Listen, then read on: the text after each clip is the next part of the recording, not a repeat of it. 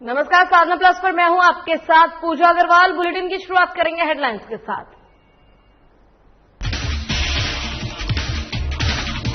CM Hemant Soren ने किया blood component separation इकाई का शिलान्यास। यूनिट की शुरू होने से लोगों को मिला लाभ। लोगों में ब्लड के लिए नहीं जाना पड़ेगा बाहर। पूर्व मंत्री गगन पहलवान पहुंचे सिवान। मंत्री ने मोहम्मद शहाबुद्दीन के परिजनों से की मुलाकात। मौके पर नीतीश कुमार पर भी किया बात। गुमला में संजीवनी नर्सिंग होम का हुआ उद्घाटन। मुख्य अतिथि के रूप में लोकसभा सांसद और राज्यसभा सांसद ने की शिरकत। सांसदों ने फीता काटकर अस्पताल का किया उद्घाटन। और लातेहार में पिछले 3 दिनों से हो रही है बारिश के चलते महिला का घर हुआ ध्वस्त। पीड़ित ने प्रशासन से लगाई मदद की गुहार। चलिए शुरुआत करेंगे खबरों से। अंतर्राष्ट्रीय रक्तदान दिवस के अवसर पर झारखंड के मुख्यमंत्री हेमंत सोरेन ने सदर अस्पताल गुमला ब्लड बैंक परिसर में ब्लड कंपोनेंट सेपरेशन इकाई का वर्चुअल शिलान्यास किया। वहीं इस मौके पर उपायुक्त ने कहा कि गुमला जिले के लिए ये सौभाग्य की बात है। इसके साथ ही उन्होंने कहा कि जिले को मिली इस सौगात से निश्चित ही स्वास्थ्य सुरक्षा की ओर सफल कदम उठाए जा सकेंगे। आपको बता दें कि ब्लड कंपोनेंट सेपरेशन यूनिट के शुरू होने से जिला व्यवसायों को काफी लाभ मिलेगा और साथ ही जिले के लोगों को ब्लड की समस्या से निपटने के लिए बाहर जाने की जरूरत नहीं होगी। इसके अलावा उपायुक्त ने अपने संदेश में कहा कि सभी स्वस्थ व्यक्ति जो हैं वो संकोच छोड़कर ब्लड डोनेट करें। आगे उन्होंने कहा कि रक्तदान ही महादान है।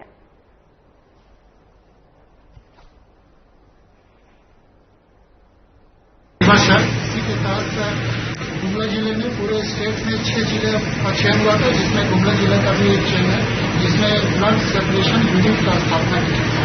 इसमें होता क्या है कि जो ब्लड है वो बहुत से कंपोनेंट से बना होता है, जैसे आरबीसी है, डब्ल्यूबीसी है, प्लेटलेट्स है, उसी तरह प्लाज्मा है। तो ये अलग अलग होने से एक व्यक्ति को ब्लड देते हैं और मान लीजिए कि किसी को प्लाज्मा का जरूरत है, किसी को प्लेटलेट्स का जरूरत है, किसी को डब्ल्यूबीसी का जरूरत है, तो वो ब्लड वेस्ट नहीं होगा। एक कंपोनेंट से 4-5 तरह के रोगों में उनका इलाज हो सकता है। तो ये बहुत ही बड़ी उपलब्धि है। ऐसा मिशन जीवन संस्था के सदस्य अभिषेक कुमार ने बताया कि डे केयर सेंटर अगर हो जाने से और भी लोगों को फायदा होगा और सीनिया के जो पीड़ित यहाँ पर लगभग 75 बच्चे हैं उन लोगों को मदद हो। और कोरोना से जंग जीतकर झारखंड के शिक्षा मंत्री जगन्नाथ महतो चेन्नई से झारखंड लौटे। शिक्षा मंत्री का स्वागत करने के लिए झारखंड के मुखिया हेमंत सोरेन, कृषि मंत्री बादल पत्रलेख और कांग्रेस विधायक अनूप सिंह खुद एयरपोर्ट पहुंचे और शिक्षा मंत्री को रिसीव किया। रांची एयरपोर्ट से शिक्षा मंत्री के आगमन का जायजा लिया। हमारे वरिष्ठ संवाददाता चंदन वर्मा ने दिखाते हैं। झारखंड के शिक्षा मंत्री जगन्नाथ महतो जो है स्वस्थ होकर कोरोना की जंग जीतकर अपने राज्य झारखंड रांची वापस लौटे हैं और यह लोगों के लिए सबसे खुशी की बात है।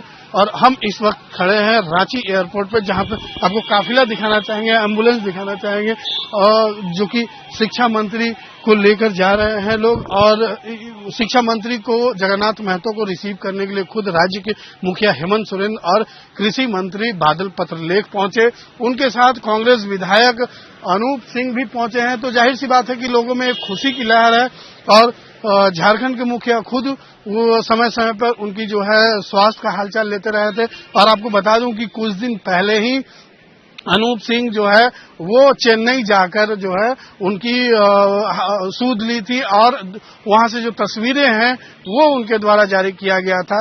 तो कहीं न कहीं एक बड़ा आज झारखंड के लिए खुशी का मौका है, क्योंकि जो शिक्षा मंत्री है झारखंड के वो आखिर कोरोना की जंग जीतकर लौट आए हैं। हालांकि उनके साथ 2 डॉक्टर हैं जो कि चेन्नई से उनको रिसीव करने के लिए गए थे और अब जो है वो डॉक्टर की ही देखरेख में रहेंगे। तो पूरी व्यवस्था एक जो है मुकम्मल तरीके से है ताकि आगे दिन भी जो है शिक्षा मंत्री जगन्नाथ महतो को कोई दिक्कत ना हो, कोई परेशानी ना हो। तो इसके लिए सरकार ने भी, झारखंड के मुखिया ने भी बहुत तत्परता दिखाया, समय समय पर उनका हालचाल लिया, बुलेटिन वगैरह जो हेल्थ बुलेटिन है उनका वो देखते रहे और राज्य की जनता को भी इससे अवगत कराते रहे। तो कहीं न कहीं आज एक झारखंड के लिए बहुत खुशी की बात है कि एक लंबे समय के बाद कहें कि महीनों के बाद जो है शिक्षा मंत्री लौट रहे हैं, तो बिल्कुल आगे भी जो है यही राज्यवासियों का कामना है कि वो पूरी तरह से स्वस्थ रहें और अपने कामकाज को जल्द से जल्द पूरी तरह से संभालें। सहयोगी कुणाल के साथ चंदन वर्मा, साधना न्यूज, रांची। और पूर्व में सांसद रह चुके दिव्यांगत नेता मोहम्मद शहाबुद्दीन के परिजनों से नेताओं के मिलने का सिलसिला जारी है। इसी दौरान सोमवार को पूर्व मंत्री ददन पहलवान सिवान पहुंचे और मोहम्मद शहाबुद्दीन के आवास पर उन्होंने उनके बेटे उसामा साहब से मुलाकात की। इस दौरान दोनों के बीच घंटों बातचीत हुई। आपको बता दें कि पूर्व मंत्री ददन पहलवान के साथ इंडियन ह्यूमन राइट के राष्ट्रीय सचिव गौर मलिक के साथ कई कार्यकर्ता सिवान पहुंचे। उसामा से मुलाकात के बाद पूर्व मंत्री ददन पहलवान ने मीडिया से रूबरू होते हुए कहा कि शहाबुद्दीन से उनका पुराना संबंध था, इसलिए वो उनके परिजनों से मिलने सिवान पहुंचे हैं। उन्होंने कहा कि अगर वो चाहते तो हजारों गाड़ियों के काफिले के साथ सिवान पहुंचते, लेकिन पारिवारिक संबंध है इसलिए उनसे राय विचार करने पहुंचे हैं। साथ ही उसामा साहब को आशीर्वाद देते हुए कहा कि हम लोगों का साथ और आशीर्वाद है कि उसामा अपने पिता से भी बढ़कर समाज की सेवा करें। वहीं बिहार के मुखिया नीतीश कुमार पर भी वार करते हुए कहा कि बिहार के अधिकारी किसी एमपी एमएलए की बात नहीं सुनते, लेकिन विधायक एमपी को सम्मान दिलाना उनका धर्म है और अब मुख्यमंत्री नीतीश कुमार की छवि खराब हो चुकी है। यही स्थिति रही तो बिहार में 2022 में विधानसभा चुनाव हो सकता है। वहीं उधर आरजेडी सुप्रीमो लालू प्रसाद यादव पर भी जमकर वार करते हुए कहा कि लालू यादव किसी नेता को आगे बढ़ने नहीं देखना चाहते हैं।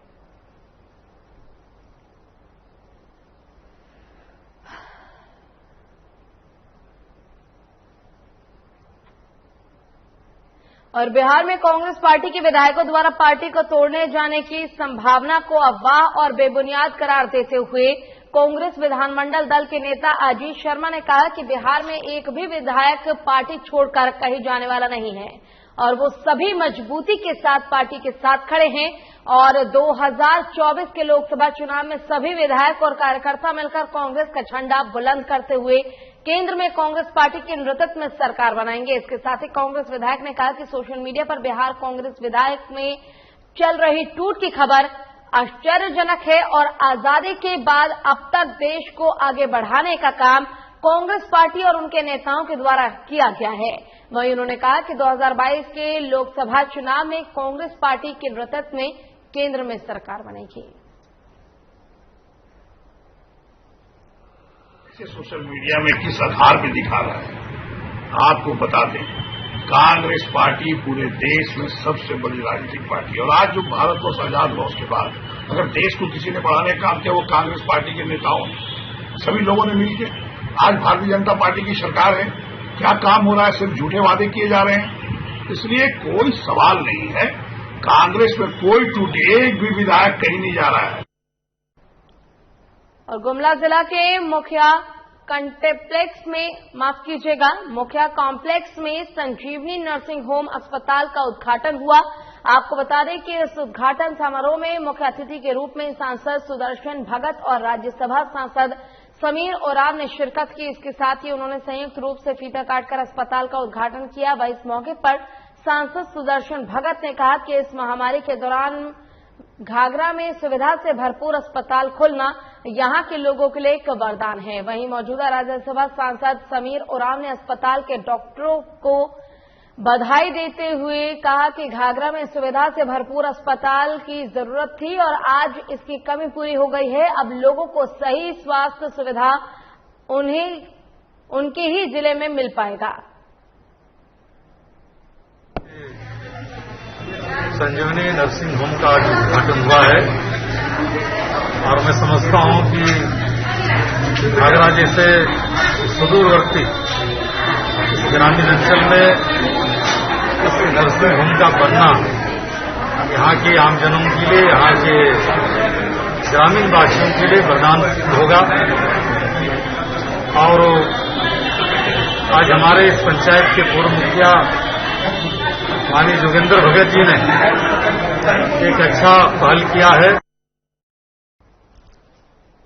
और खबर समस्तीपुर से है, जहां पर विभूतिपुर प्रखंड के कल्याणपुर उत्तरा पंचायत वार्ड नंबर 3 में कुदरत का गजब करिश्मा देखने को मिला है। आपको बता दें कि इस वार्ड में अचानक एक ही जगह पर लगभग 700 मीटर की रेंज में भयंकर तूफान उठा था। ये तूफान इतना तेज था कि करीब 25 से 30 घर को क्षतिग्रस्त कर गया।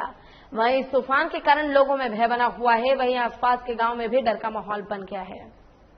और आपको एक्सक्लूसिव तस्वीरें भी दिखा रहे हैं इसी के साथ कि आखिर किस प्रकार से आप देख सकते हैं कितनी ज्यादा जोर की और कितनी ज्यादा तगड़ी ये आंधी आई है।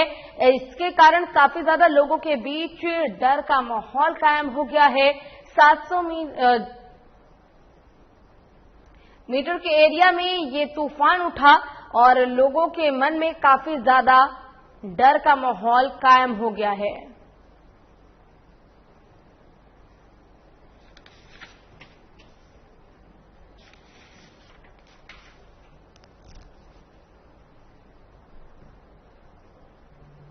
और जमशेदपुर के टाटानगर रेलवे स्टेशन पर एक बच्ची की ट्रेन के नीचे गिरने का वीडियो सामने आया है। वहीं इस बच्ची की जान आरपीएफ जवान ने बचाकर अपनी सतर्कता का परिचय दिया। आपको बता दें कि टाटानगर रेलवे स्टेशन के प्लेटफॉर्म नंबर 4 पर रुकी नीलाचल एक्सप्रेस से उतरने के कड़ी में बच्ची ट्रेन के नीचे गिर गई। तभी वहां से गुजर रहे आरपीएफ की महिला जवान ने बच्ची को गिरते देख उसे बचाने दौड़ पड़ी और वहां मौजूद लोगों की मदद से बड़ी ही सावधानी से बच्ची को बाहर निकाला गया। वहीं ये पूरी घटना सीसीटीवी कैमरे में कैद हो गई।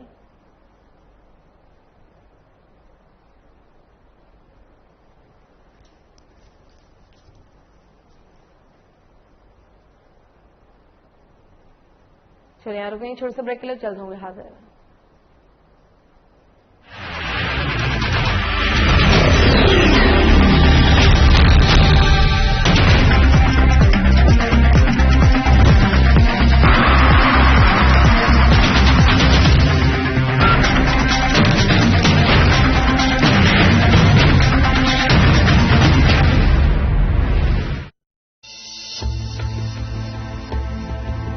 रामकृष्ण मिशन अस्पताल रांची में सेवा का एक सर्वोत्तम संस्थान। 7 दशकों से रामकृष्ण मिशन सैनिटोरियम में सभी बीमारियों का आधुनिक पद्धति से सस्ते दर पर इलाज। अस्पताल में अनुभवी डॉक्टर और कुशल नर्सें रखेंगी आपका विशेष ख्याल। सभी आधुनिक चिकित्सकीय उपकरणों से लैस 24/7 है सेवा में समर्पित रामकृष्ण मिशन अस्पताल, खूंटी रोड, तूपुदाना, रांची, जिसका सेवा ही परम धर्म है।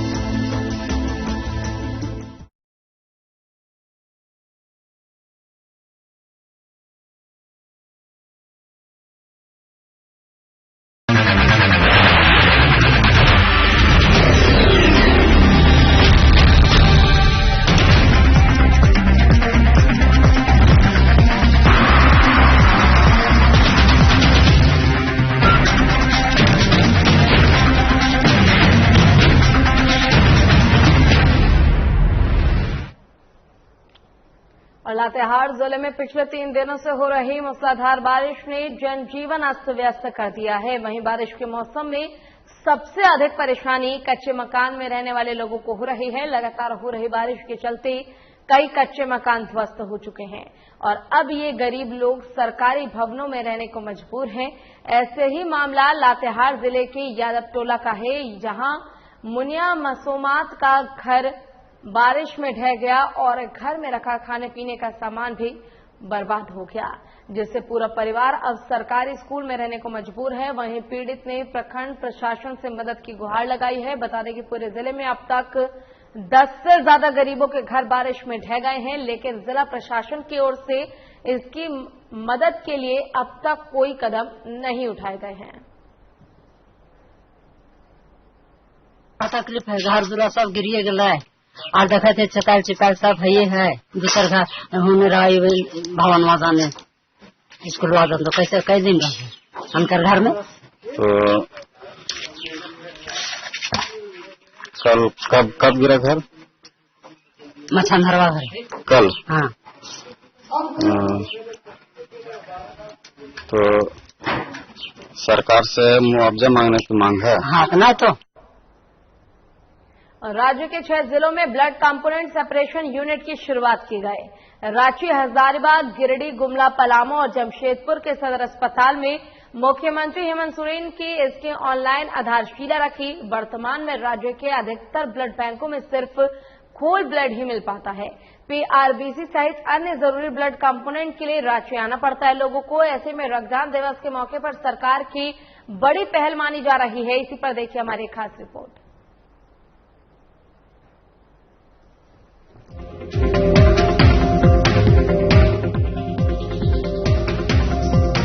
रक्त को जीवन का मूल आधार माना गया है।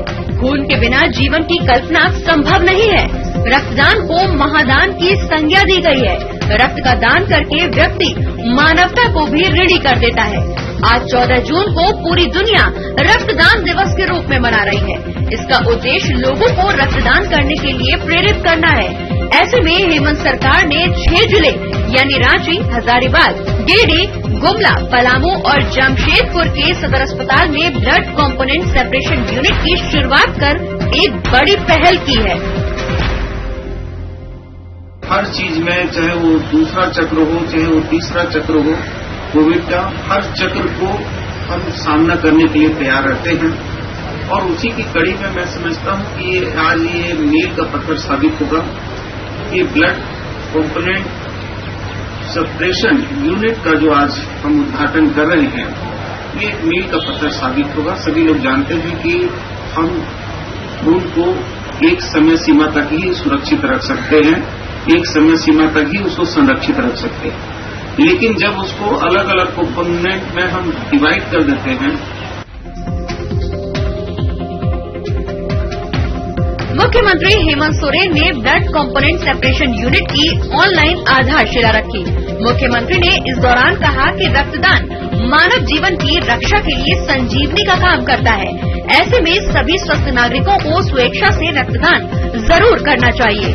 बता दें कि वर्तमान में राज्य के अधिकतर ब्लड बैंकों में सिर्फ होल ब्लड ही मिल पाता है। पीआरबीसी सहित अन्य जरूरी ब्लड कंपोनेंट के लिए रांची आना पड़ता है। ऐसे में आज का दिन बहुत खास है कि अब उन जिलों में भी लोगों को रक्त आसानी से उपलब्ध हो पाएगा।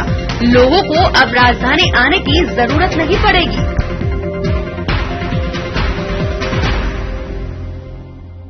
मुझे लगता है विश्व में कोई भी दान से सबसे बड़ा दान, इससे बड़ा दान मुझे लगता है जो अपने शरीर के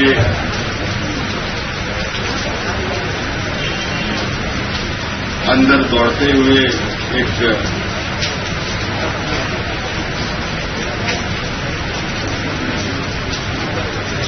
हमारा महत्वपूर्ण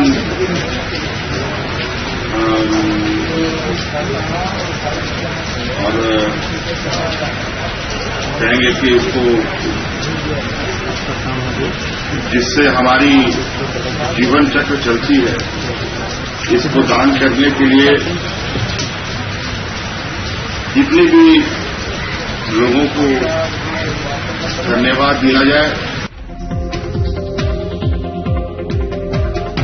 इधर रांची सदर अस्पताल में ब्लड कंपोनेंट सेपरेशन यूनिट के उद्घाटन कार्यक्रम में पहुंचे रांची सांसद संजय सेठ ने और सीपी सिंह ने कहा कि रक्तदान महादान है और लोगों का जीवन बचाने के लिए रक्तदान जरूर करना चाहिए।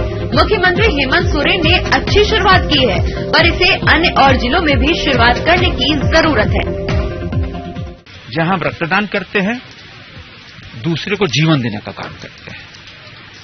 और समाज में जो गलत भ्रामक समाचार की रक्तदान करने से शरीर में कुछ हानि होती है, अपितु आप रक्तदान रेगुलर करोगे, आपका शरीर चुस्त दुरुस्त रहेगा। किसी प्रकार का आपको कोई शारीरिक ह्रास नहीं होगा। अब देखो, रक्तदान इस कोरोना पीरियड में सबसे बड़ा एक हथियार बना हुआ है। विश्व रक्तदान दिवस है। उस अवसर पर झारखंड सरकार ने 5-6 सदर अस्पतालों में, जिसमें रांची भी है, ब्लड कंपोनेंट सेपरेशन यूनिट की स्थापना हुई है तो निश्चित रूप से इसका लाभ आम लोगों को मिलेगा और मिलना भी चाहिए। मैंने माननीय मुख्यमंत्री जी से आग्रह किया है कि प्रत्येक जिले में इसकी व्यवस्था होनी चाहिए। तो मैं ये कहूंगा कि आज का ये कार्यक्रम निश्चित रूप से मील का पत्थर साबित होगा और यह आवश्यक था जो आज पूरा हुआ है। बहरहाल विश्व रक्तदान दिवस के मौके पर सरकार ने अच्छी पहल की है। निश्चित तौर पर बढ़ते रक्त की किल्लत के बीच मुख्यमंत्री हेमंत सोरेन की ये सराहनीय पहल है। यही वजह है कि विपक्षी भी उन्हें लगातार बधाई दे रहे हैं। साधना प्लस न्यूज के लिए रांची से कैमरामैन पंकज के साथ नवीन शर्मा की रिपोर्ट।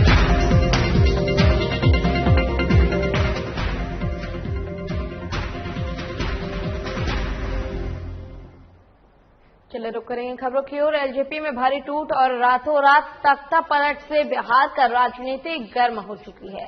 रामविलास पासवान के छोटे भाई पशुपति पारस ने रातों रात तख्ता पलट कर बिहार की राजनीति में हलचल मचा दी है। पारस खुद ही पार्टी का अध्यक्ष और संसदीय दल के नेता बन गए हैं। ऐसे में ये जानना जरूरी है कि पशुपति पारस आखिर कौन है जो अपने ही भतीजे चिराग पासवान को हटाकर पार्टी प्रमुख बन गए हैं और भतीजे चिराग पासवान के लिए राजनीतिक कब्र खोदी है। आइए देखते हैं कि आखिर कौन है पशुपति पारस। 2019 में हाजीपुर से संसदीय चुनाव जीता और लोकसभा पहुंचे। पशुपति पारस हमेशा रामविलास पासवान के साथ नाई की तरह बने रहे। अब चिराग पासवान के चाचा पशुपति पारस की गिनती बिहार की राजनीति में दलित चेहरे के रूप में होने लगी है। रातों रात एलजेपी का सत्ता पलटने के बाद कयास लगाए जा रहे हैं कि वो केंद्र की एनडीए सरकार में मंत्री बन सकते हैं।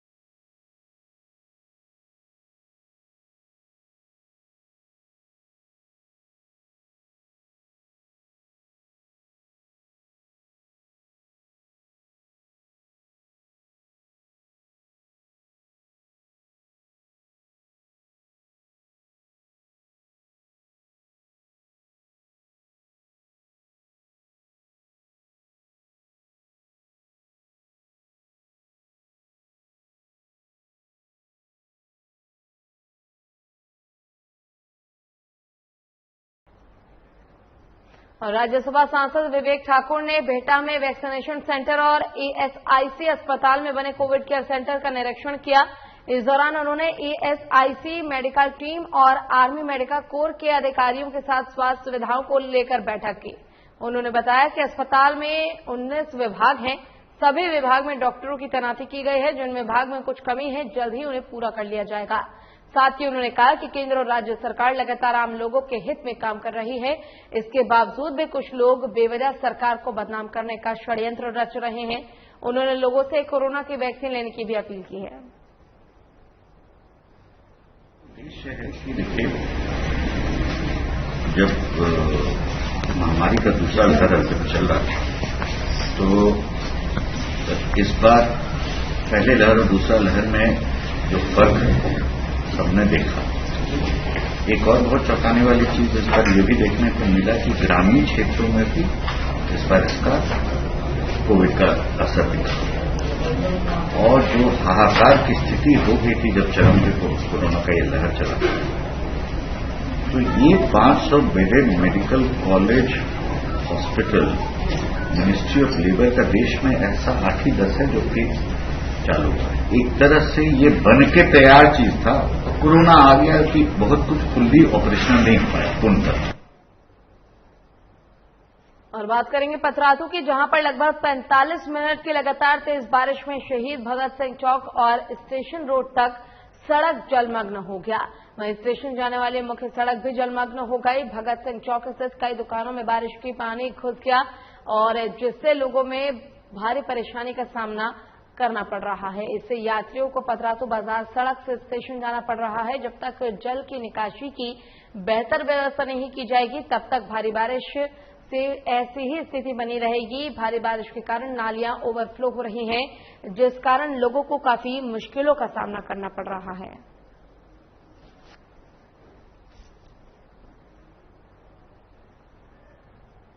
और इसी के साथ फिलहाल के लिए इस बुलेटिन में बस इतना ही। खबरों का सिलसिला लगातार आगे भी जारी है। आप देखते रहिए सादा प्लस। नमस्कार।